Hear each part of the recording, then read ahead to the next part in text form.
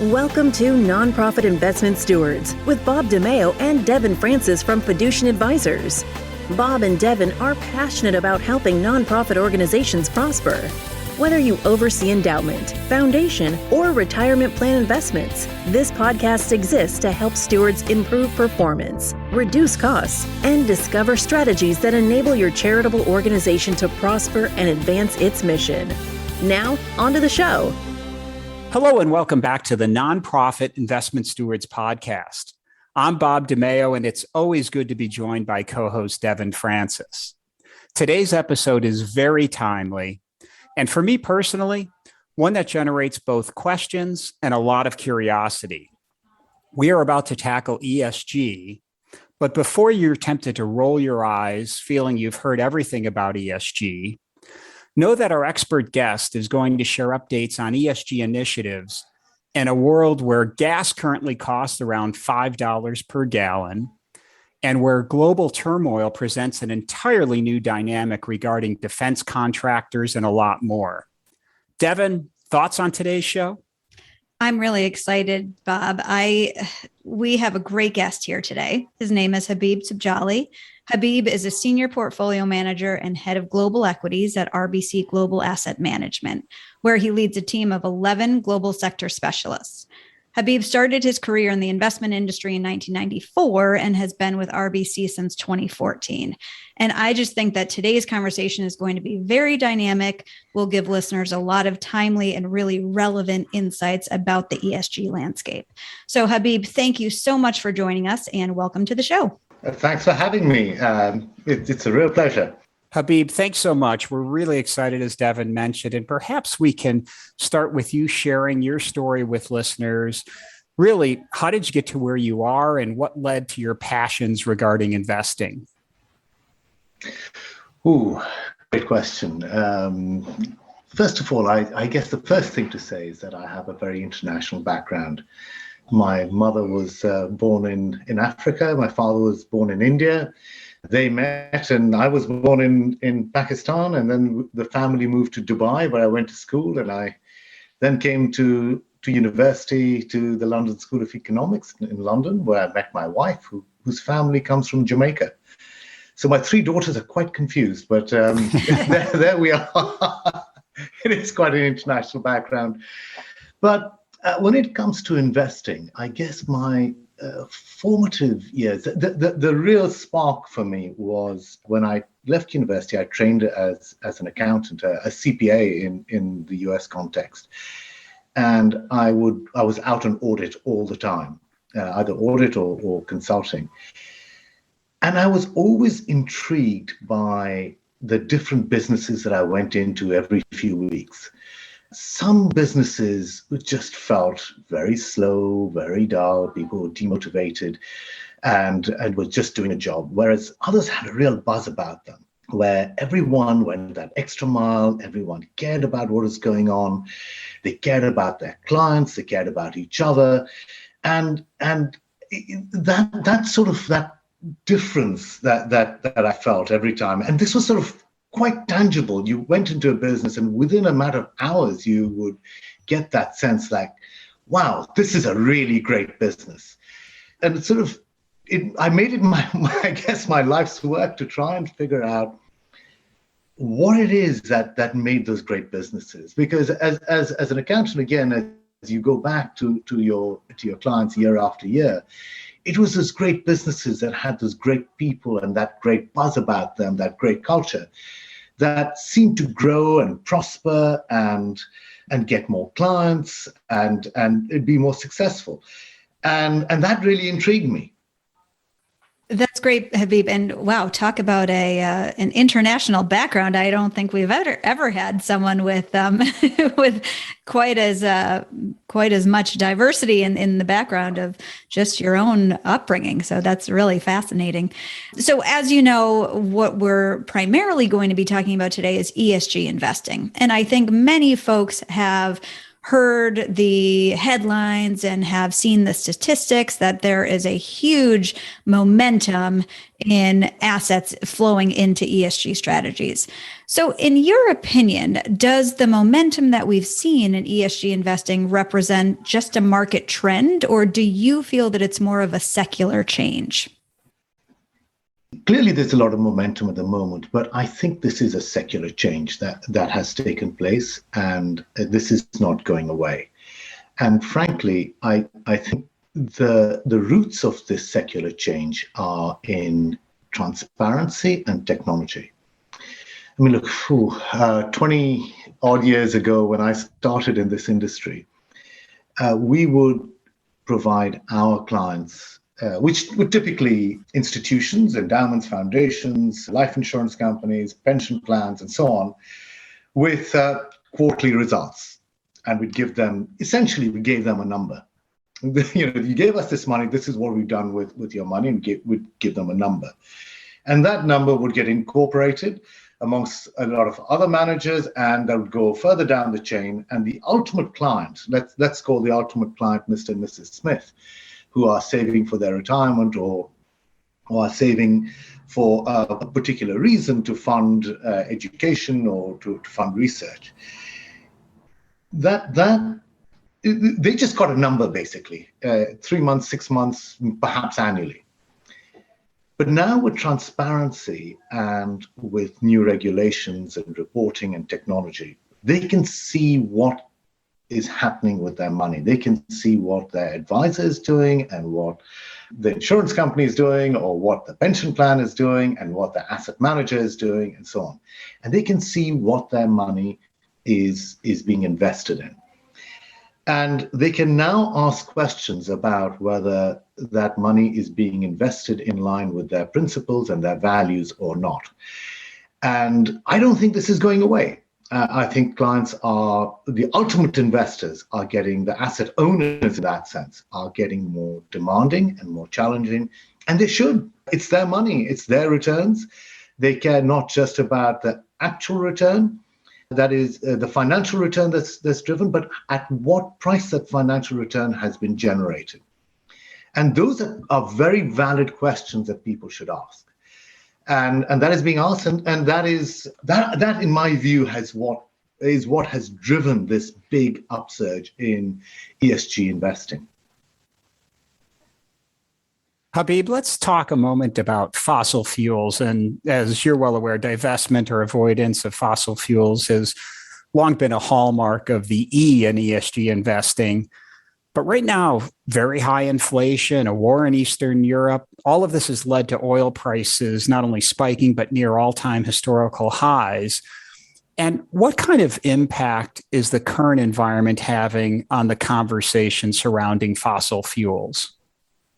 Yeah, look, I think there were some in the industry that advocated divestment, and I think they've made a very strong case. But the reality is that fossil fuels are going to be around for a number of years. We may be at or near peak oil, but that doesn't relate to gas and so on, and we can have these debates.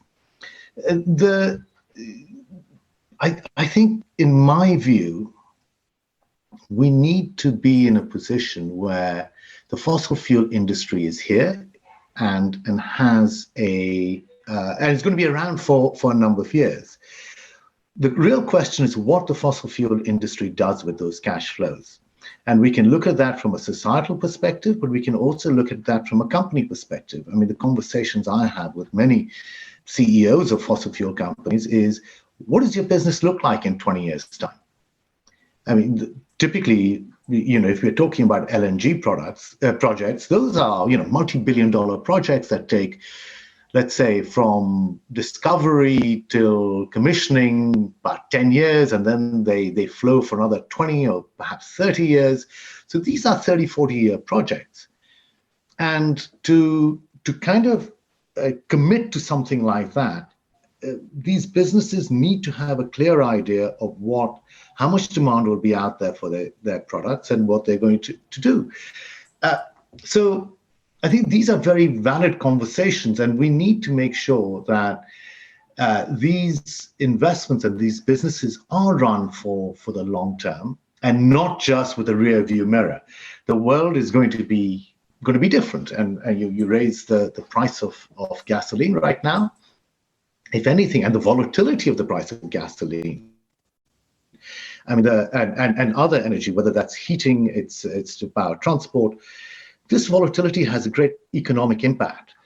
And if we can move to renewables, obviously there's a very strong environmental argument, but there's also a great economic argument that the marginal cost of renewables is pretty much zero in many cases, but also that it is a much more predictable, much more stable cost to the economy. And many industries can then will be faced with less volatile inputs and will be able to plan better investments for the longer term. And the same thing for consumers. So I think these are complex issues that, in my view, should not be characterized by divest completely. I don't want to see it or hear it and pretend it doesn't exist, because it will continue to exist. The real issue is how these companies transition and how these industries and businesses transition. And this is where I think investors, as owners of these businesses, have a very important role to play, to hold management to account and to ensure that the management teams who are running these businesses do have a truly sustainable and enduring strategy that is valid for the next 20, 30 years, because that's the time horizon of this industry. I hope that goes some way towards answering your question. It absolutely does. And I'm curious if there are investment themes or specific opportunities that you'd identify and care to articulate. Well, clearly, I think there's going to be a lot of opportunity around the renewable theme. But when you look at many of these fossil fuel companies, the oil companies, they have a huge amount of technology, they have capability, they have capital, they have cash flow. They are used to undertaking big, complex, capital-intensive engineering projects in hostile environments with a very long-term time horizon. Can those skill sets and that human capital be repurposed in a more effective way? I think that when you look at these entities as businesses and say, well, where is this business going to be in 20 years' time or 30 years' time? Is it still going to be a business that is more valuable than it is today? I think that's going to hinge on whether they can repurpose their human capital and intellectual capital to address what the world looks like in 20 years' time, rather than what it did look like 20 years ago. So, Habib, let's shift a bit. And I'm so curious to hear what you're hearing from your clients regarding investments in defense weapons and defense contractors, particularly now that there's a war in Eastern Europe. I know, obviously, it's an incredibly complex situation. So what are some of the complexities in that area of the market? Well, again, another great question. Okay, so this is a nuanced area that is changing. And up to recently, it was relatively easy for many of our clients to say, I don't really need to think about it too much. I don't like the industry, and I don't want to be exposed to it. And it was relatively easy to just walk away from it. And it was a relatively small part of the opportunity set as well. That said, I think what we are faced with now in Europe is a very real issue, and much like the vaccine, so where the world was faced with a problem, and private enterprise came to the rescue. I mean, at the start of the pandemic, everyone said, it takes about 10, 15 years to develop a vaccine. Even the optimists like Bill Gates said it takes 2 years. And eventually we got it done in about a year. That said, again, there were like 150 odd vaccine candidates, and about 4 or 5 kind of did the job for the world, right? I mean, I don't know what happened to the others, the other 140 odd. But I suppose this is the power of private enterprise, right? That can and should come to deal with the big social problems of our communities, our countries, and our societies. So many of our clients are now taking a fresh look at the defense industry. They can see that there is a national and societal need for defense that has become clearly sort of brought to their attention. And at the same time, they see the risks inherent in the business model of the defense companies. So no one is going to criticize a defense company for supplying their own country, their national government, with defensive or offensive weapons to meet the needs of, to defend the realm. I mean, this is patriotism at its highest level. After all, I mean, the way we all in our respective countries treat soldiers who go out to defend us and to defend our freedom. But given the nature and the business model of the defense industry, that it's a high fixed cost industry and the marginal profits generated on the marginal sale are immense, that the defense industry has a real incentive to sell their products to other governments. And those can be governments that are very close allies of the national country, or indeed further and further out that they can just get away with. And I think this is what causes many of our clients so much concern, that they don't want to be invested in businesses that are supplying distant governments, that they have very little social or cultural kind of attachment with weapons, and then seeing those weapons used to bomb schools and hospitals and other atrocities. And that I think is the balance about how we implement the kind of requirements and the values of asset owners at a corporate level. And I think this is one of those things that the defense industry is going to have to address this with and satisfy asset owners, because ultimately, if they want to attract that capital, they will need to address these issues. But I think that debate is still at a very early stage. Yes, obviously, it's incredibly complex and the landscape is ever changing and hard to know. It's certainly not a black and white issue. So appreciate your perspective on that. One of the things that we wanted to ask about is ESG integration. So ESG integration is one of the most common ways for active managers to incorporate ESG into their investment process. I think about 3/4 of active managers report some level of ESG integration. So can you talk a bit about what ESG integration looks like for RBC? Yeah. Okay. So ESG can be integrated in a number of different ways. Many use it as an overlay, many use it as a screen. I mean, for us, ESG is inherent in our philosophy. Our philosophy is very simple: to invest in great businesses at attractive valuations, right? And how do we identify those great businesses? Frankly, it's ESG. ESG is our alpha source. And there's a real distinction. We see ourselves as investors in businesses as opposed to traders of securities. And many in our industry, if you ask them what defines a great investment, the answer you get is a series of financial ratios, right? You get high EPS growth, low PE, or high return on invested capital, low price to book, those kind of answers. But going back to my early days as an accountant out on audit, and whenever I asked the senior leadership of the business why their business was a great business, I never got an answer to do with a financial metric. It was always, it's our business model, it's our people, it's our relationship with our employees, it's the way we delight our customers, it's the loyalty of our suppliers, it's the support we get from our community, it's our brand, it's our reputation. It's these sorts of things that define a great business.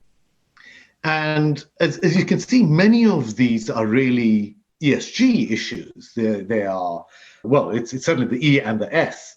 Right, so it's all about society, it's about employees, it's about customers, it's about suppliers, it's about regulators, it's about community, it's about your safety and maintenance and how you look after the environment around you.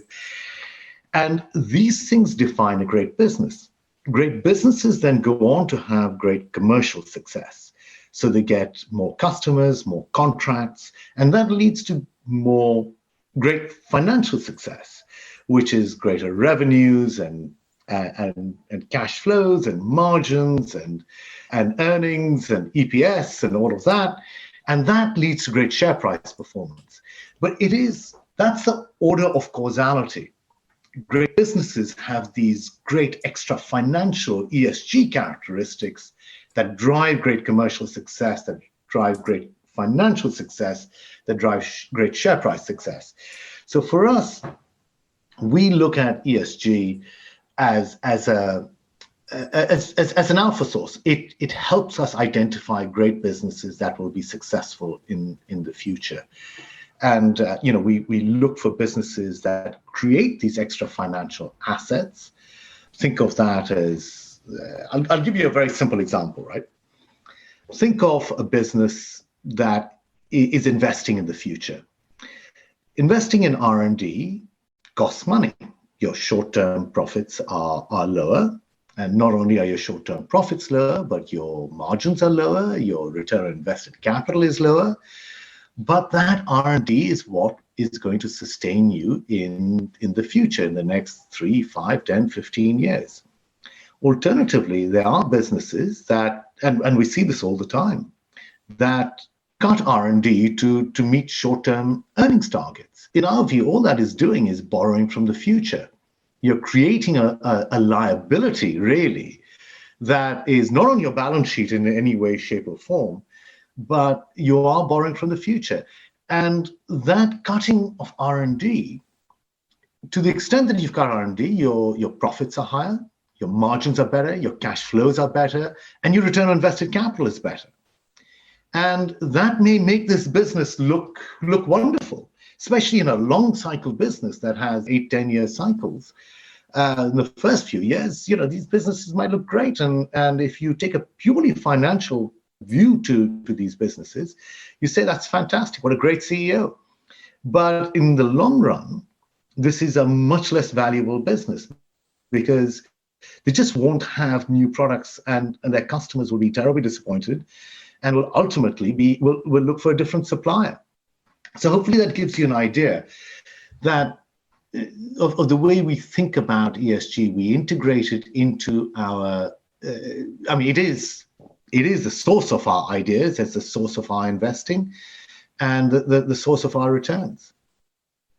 Habib, just to unpack that a little bit more, and we're not looking for a specific stock recommendation here, but I think of energy or autos.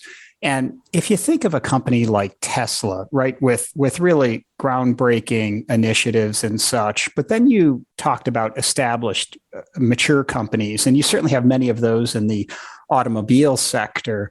How do you assess, and maybe more so, is it possible for some of these established entities to really evolve? Maybe they weren't first mover in EV, but with their established frameworks and such, can they evolve and really have a prominent role on a go-forward basis, and be it electronic vehicles or other areas?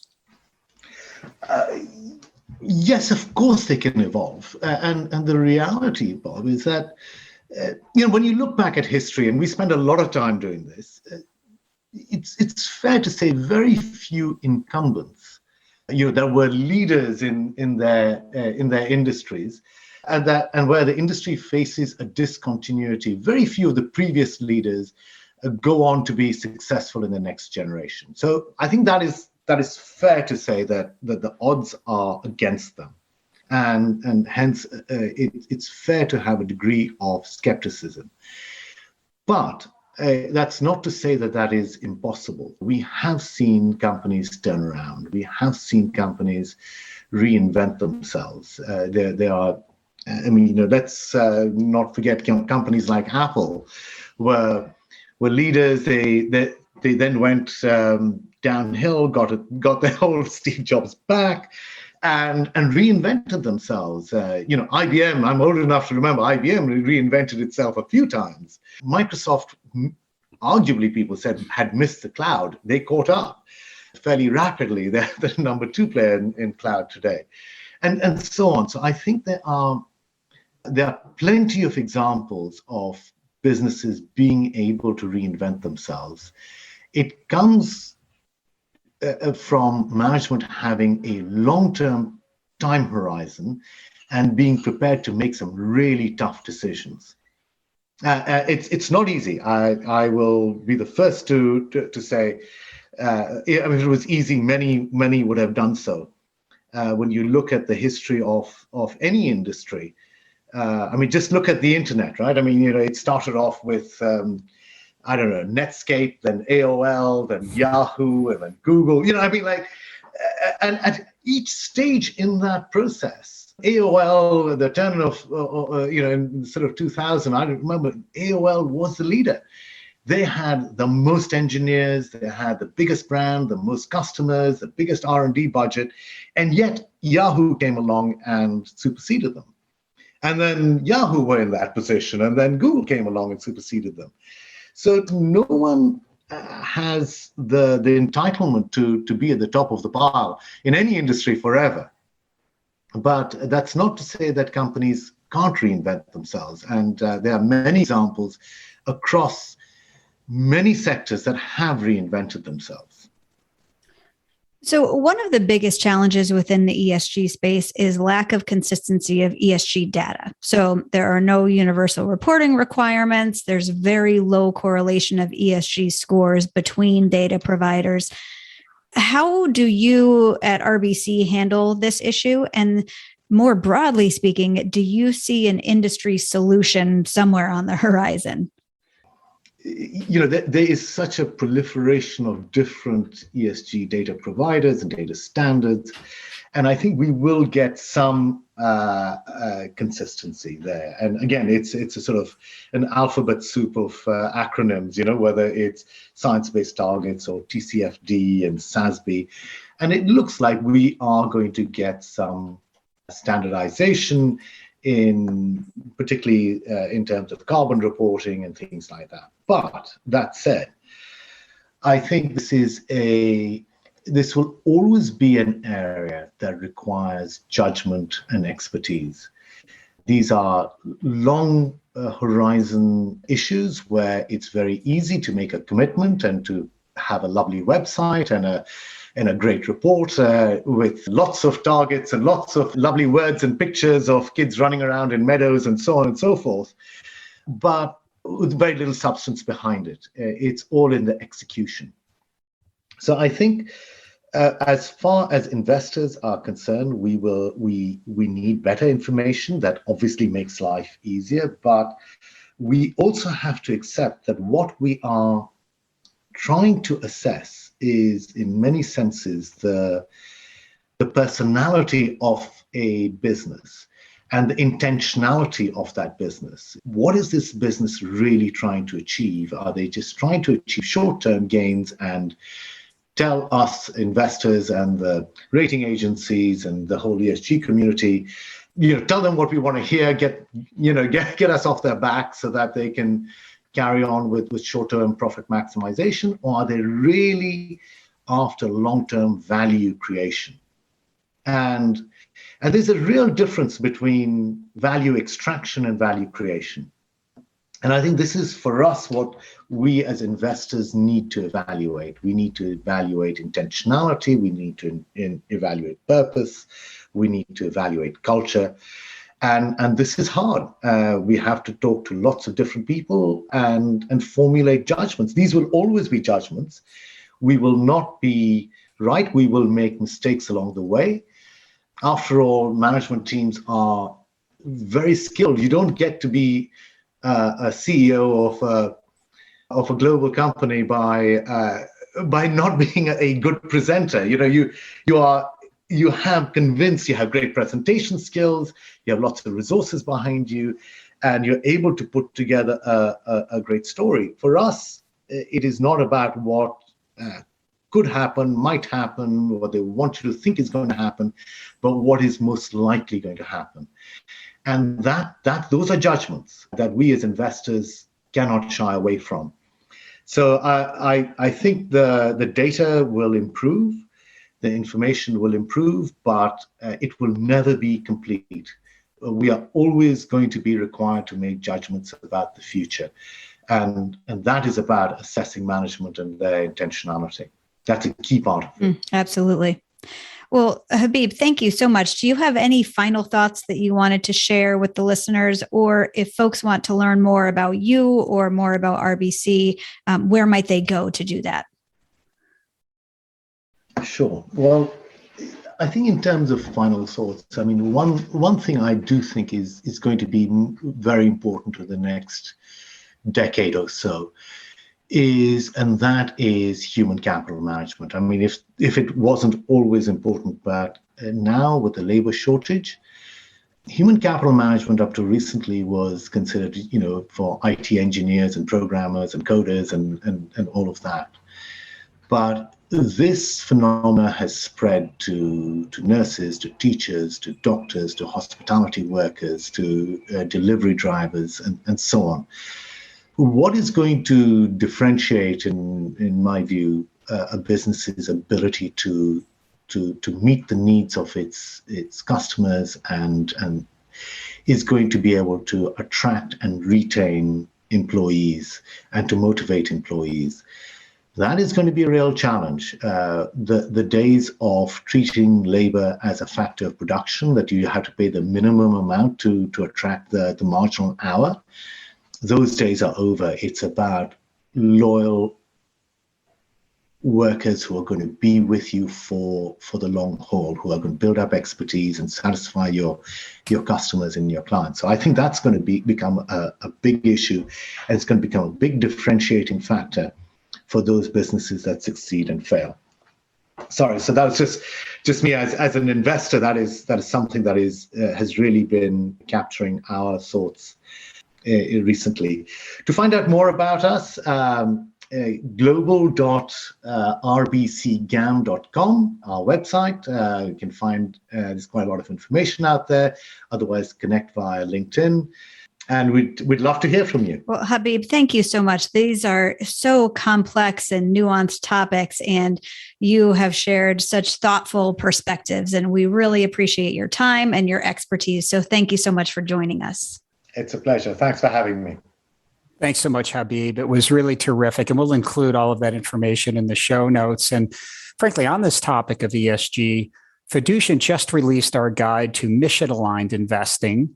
Our own Devon Francis co-authored that guide, and it's an absolutely wonderful resource that provides an extensive overview of our approach to helping clients align their assets with their values, and frankly, what to keep in mind as investors explore the landscape of ESG. We'll include that in the show notes as well.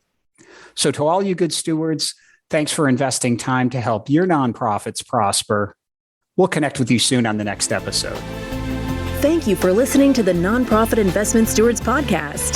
Click the subscribe button below to be notified of new episodes and visit fiducientadvisors.com for more information.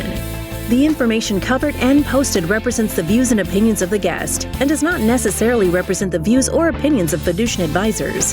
Content is made available for informational and educational purposes only and does not represent a specific recommendation. Always seek the advice of qualified professionals familiar with your unique circumstances.